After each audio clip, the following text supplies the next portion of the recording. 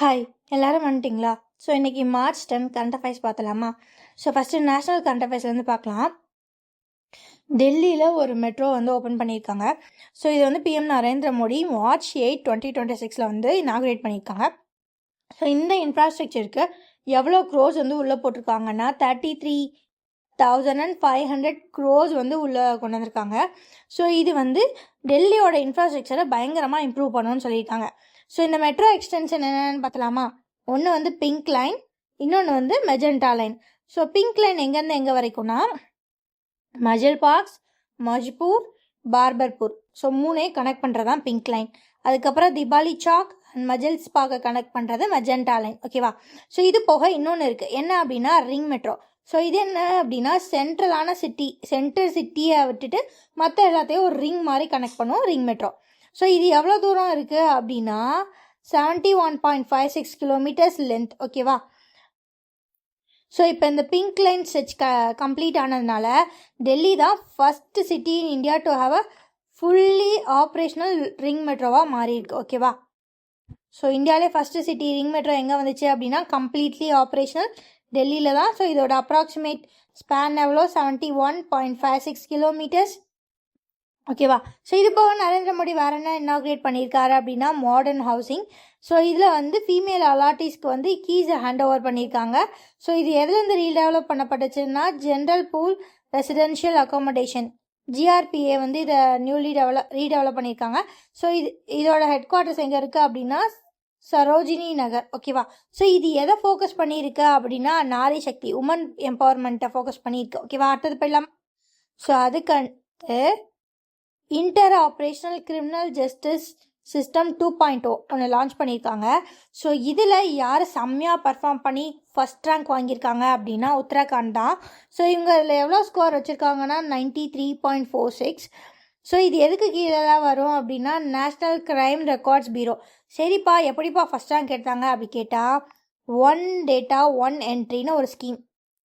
So இதில் என்ன பண்ணுறாங்கன்னா linking police, court, jail, forensic labs எல்லாத்தையும் ஒரே சிஸ்டம்குள்ளே போடுறதுனால இங்கே உள்ள மெக்கானிசம் பர்ஃபெக்டாக ஒர்க் ஆகிறதுனால இவங்களோட ஸ்கோர் சூப்பராகி ஃபஸ்ட் ரேங்க் எடுத்துட்டாங்க. ஓகேவா? சரி, இதெல்லாம் பண்ண உத்தரகாண்ட் சிஎம்மோட பேர் என்ன, அதை தான் நம்மள்ட்ட கேட்பாங்க. சிஎம் புஷ்கர் சிங் தாமி. ஓகேவா? ஸோ இவர் தான் என்ன அப்படின்னா உத்தரகாண்டோட சிஎம். அடுத்தது போயிடலாமா? அதுக்கடுத்து என்ன அப்படின்னா சீஸ் பாலிசி 2.0. ஸோ இது என்னென்னா special economic zone policy. So இதில் இந்தியா என்ன பண்ணியிருக்காங்கன்னா புதுசாக ஒரு 17 மெம்பரை வச்சு ஒரு கமிட்டியை வந்து க்ரியேட் பண்ணியிருக்காங்க.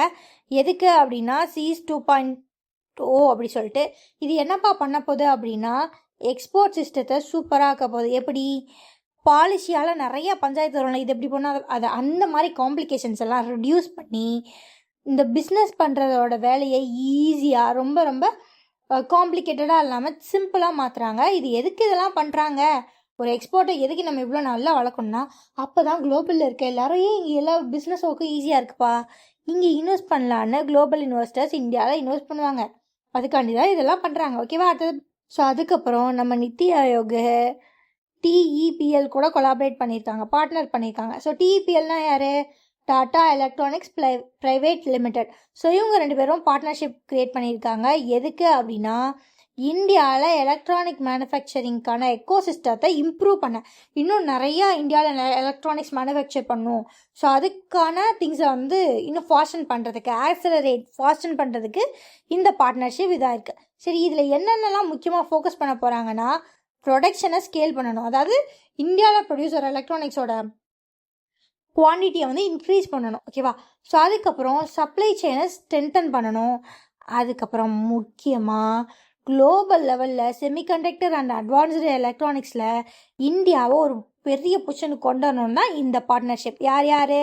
நித்தி ஆயோகும் டாடா எலக்ட்ரானிக்ஸ் ப்ரைவேட் லிமிடெட். அடுத்து இன்டர்நேஷ்னல் போயிடலாமா? ஸோ ஃபின்லாண்டோட பிரசிடெண்ட் யார்?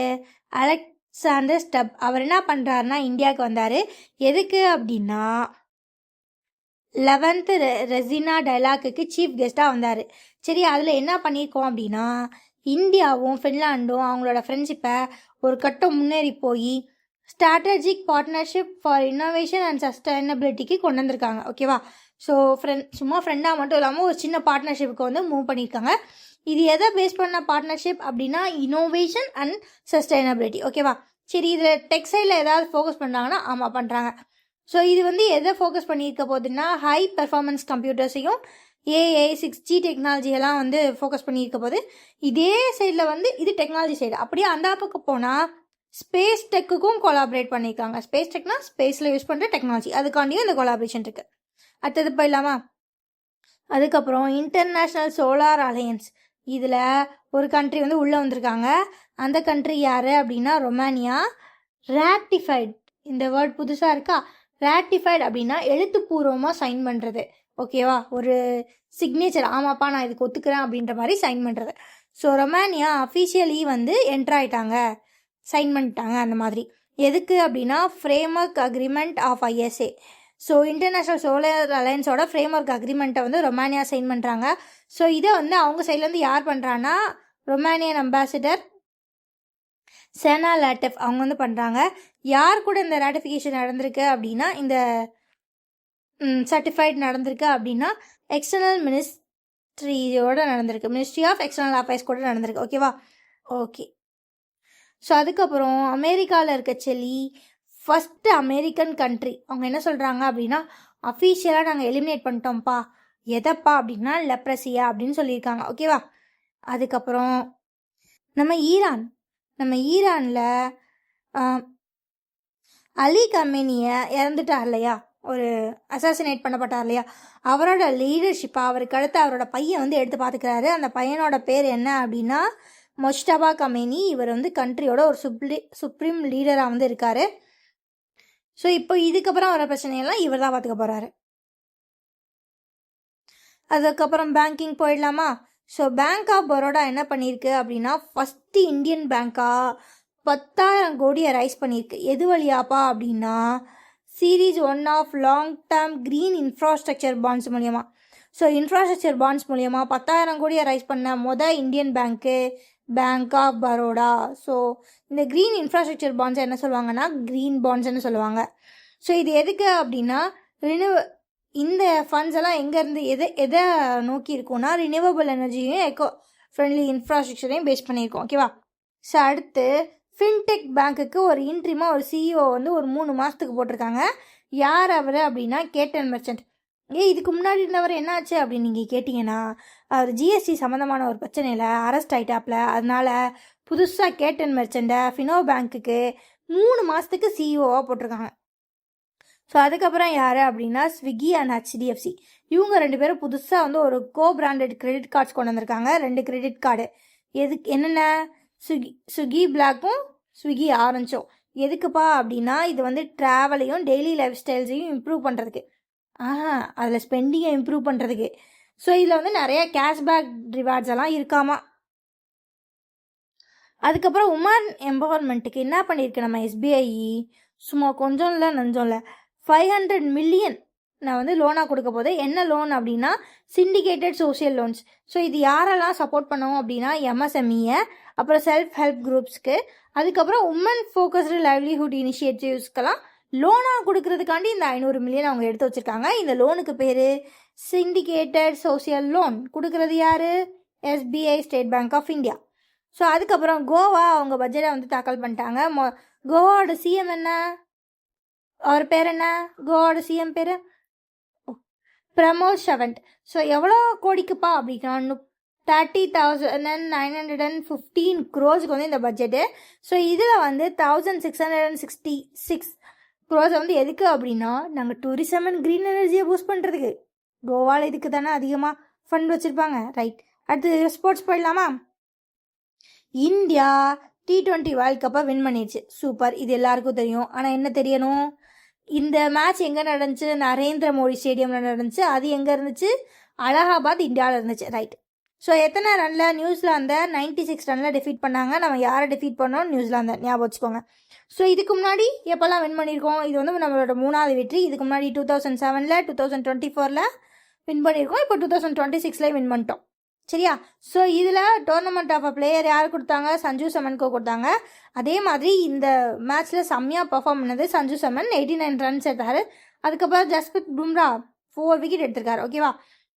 Okay, player of the tournament வந்து சஞ்சு சாமன் கொடுத்தாங்க. இவர் வந்து 3rd இந்தியன் இந்த அவார்டு வாங்குறது. இதுக்கு முன்னாடி யார் வாங்கினானா, விராட் கோலி வாங்கினாரு, ஜஸ்பிரீத் பும்ரா வாங்கினாங்க. இப்போ 3rd வந்து சஞ்சு சாமன் வாங்குறாங்க. அடுத்து போயிடலாமா? அடுத்து ஸோ ஹுரன் குளோபல் ரிச் லிஸ்ட்.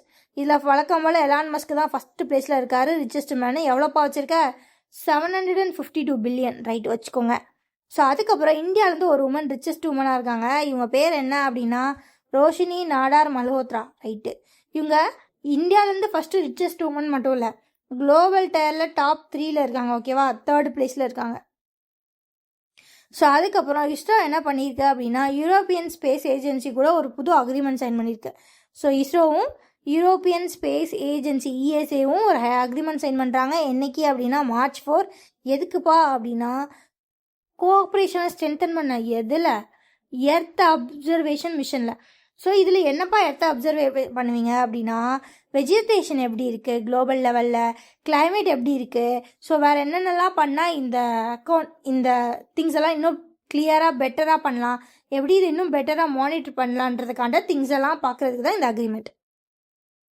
அதுக்கப்புறம் கேஜி ஜார்ஜ், இவர் வந்து இந்தியா ஆர்மியில் இருந்தவர். இவங்க வந்து இறந்துட்டாங்க. ஸோ இவங்க எந்த அவார்ட்ஸ் எல்லாம் வாங்கியிருக்காங்க அப்படின்னா வீர் சக்ரா அவார்டி. ஸோ இவர் எந்த பேட்டில் செம்மையாக பர்ஃபார்ம் பண்ணியிருக்காங்கன்னா 1965 இந்தியா பாகிஸ்தான் வாரில். ஸோ இவர் அங்கே பெரிய விஷயம் ஒன்று பண்ணார். என்ன அப்படின்னா ஹெவி எனிமி ஃபயர், அது எங்கே இருக்குது? வாகா செக்டரில் இருந்திருக்கு. அதுக்குள்ளே போயிட்டு கம்யூனிகேஷன்ஸை வந்து ரீஸ்டோர் பண்ணியிருக்காரு. ஃபயருக்குள்ளே போய் ரீஸ்டோர் பண்ணியிருக்காரு. பட் இப்போ வந்து அவர் இறந்துட்டார். எங்கே அப்படின்னா கேரளாவில். எத்தனை வயசில் அப்படின்னா 95 வயசில் இறந்துருக்காரு, ரைட். அடுத்தது போயிடலாமா? Special occasions. March 8 international women's day முடிஞ்சிருச்சே, புரியுது. ஆனால் என்ன பண்ணுறது, யூஎன் வந்து அதுக்காண்டி ஒரு சின்ன செலிப்ரேஷன் மாதிரி வச்சு அதில் வந்து தீம் எல்லாம் சொல்லியிருக்காங்க. என்ன theme? Right, justice, action for all women's and girls. So எல்லா உமன்ஸுக்கும் கேர்ள்ஸுக்கும் ரைட்ஸு, ஜஸ்டிஸு, ஆக்ஷன், இதுதான் அவங்க தீம். சரி, இந்தியா என்ன பண்ணியிருக்கு? இந்தியாவும் ஒரு தீம் வச்சுருக்கு, சக்தி வாக்குன்னு ஒன்று நடத்தியிருக்கு. ஸோ அது வந்து எங்கன்னா அலாங் கட்டாவா பாத்தில் நடந்திருக்கு. எதுக்கு அப்படின்னா உமன்ஸ் லீட் டெவலப்மெண்ட், அதுக்காண்டி நடந்திருக்கு, ரைட். அடுத்து போயிடலாமா? ஸோ இன்னைக்கு March 10 என்ன அப்படின்னா international day of women judges. 8 வந்து உமன்ஸ் டே, அப்படியே 2 நாள் போனால் இன்டர்நேஷ்னல் உமன்ஸ் ஜட்ஜஸ் டே, ரைட்டா? ஓகே, இவங்களோட தீம் என்ன? அதே தான், right, justice, action for all women and girls, right. அதுக்கப்புறம் இன்னைக்கு இன்னொரு டே என்னன்னா CISF-ஓட ரைசிங் டே. CISFனா என்னது? Central industrial security force. So இவங்களோட ரைசிங் டே. அதுக்கப்புறம் இது நேஷ்னல் செக்யூரிட்டி வீக் இன்னையோட முடியுது, ஓகேவா? March 4 March 10 வரைக்கும், அதாவது மார்ச்சோட ஃபஸ்ட்டு 7 வீக்ஸ் கம்ப்ளீட் ஆகிற 7 டேஸ் கம்ப்ளீட் ஆகிற ஒரு வீக் எடுத்துப்பாங்க. ஸோ அது March 4 to 10. ஸோ இவங்களோட தீம் என்னென்னா engage, educate, empower people to enhance safety. So எல்லாரும் என்கேஜ் பண்ண வச்சு, எடிகேட் பண்ண வச்சு எப்படியாவது சேஃபாக இருங்கன்னு சொல்ல வைக்கிறது, ஓகேவா? அவ்வளோதாங்க, கரண்ட் அஃபேர்ஸ் முடிச்சிட்டேன். ஸோ டெய்லி கரண்ட் அஃபேர்ஸ் படிச்சிருங்க. நம்ம டெலகிராம் குரூப்பில் ஜாயின் பண்ணிடுங்க. அதுலேயும் நான் இதை அப்படியே PDF போடுவேன், போடலாம், கான்டாக்ட் பண்ணுவேன், ஞாபகம் இருக்கும், ஓகேவா? பாய்.